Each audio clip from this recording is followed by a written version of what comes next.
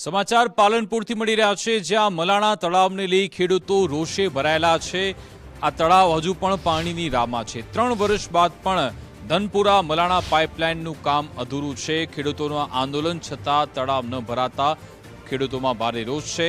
20 કરતાં વધુ ગામોની જીવાદોરી સમાન આ તળાવ સૂકું પડશે। નર્મદાનું પાણી તળાવમાં છોડવા ખેડૂતોએ અપીલ કરી। પાણીના અભાવે ખેતી અને ભૂગર્ભ જળ પર પણ અસર આવી રહી છે।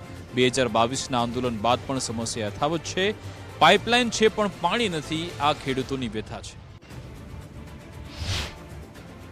મલાણા તળાવ માટે મલાણા વિસ્તારની અંદર પાણીની ખૂબ જ સમસ્યા હતી, જેને લઈને મલાણાના વિસ્તારો આંદોલન પણ કર્યું। સરકારે એ બાબતે કચરાથી દાંતીવાડા લાઈન દ્વારા પાઇપલાઇન દ્વારા બધા તળાવો ભરવાની યોજના પણ કરી।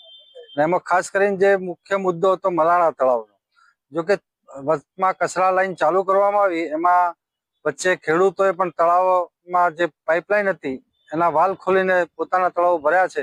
પરંતુ જે મુખ્ય તળાવ હતું, જે મલાણા તળાવ, અને જો મુખ્ય એ મોટું તળાવ જો ભરાય તો આજુબાજુના ઘણા વિસ્તારોને લાભ થાય એવો હતો। તેથી જ્યારે સરકારે એને પોઝિટિવ લીધું, 100 કરોડની યોજના મલાણા ધનપુરા મંજૂર કરી।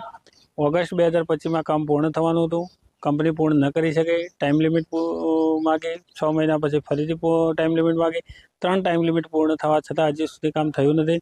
2025માં પણ અમે નુકસાન કર્યું છે। આ વર્ષે પણ જો પૂરું નહીં થાય તો અમે ખૂબ મોટું નુકસાન કરવાના છીએ।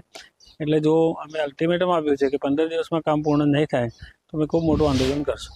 અમારા ગામના આજુબાજુના બધા ખેતીવાડી કરી છે, તે કારણે ગામ તળાવ સાવ સૂકા પડે છે।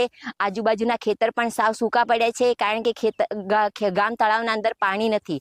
તે એ કારણે આજુબાજુના બોરોમાં કે કૂવોમાં ચાય પાણી નથી।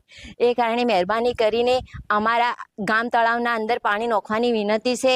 સરકારને 2 હાથ જોડીને વિનંતી કરીએ છીએ કે અમારા ગામ તળાવના અંદર પાણી નાખે।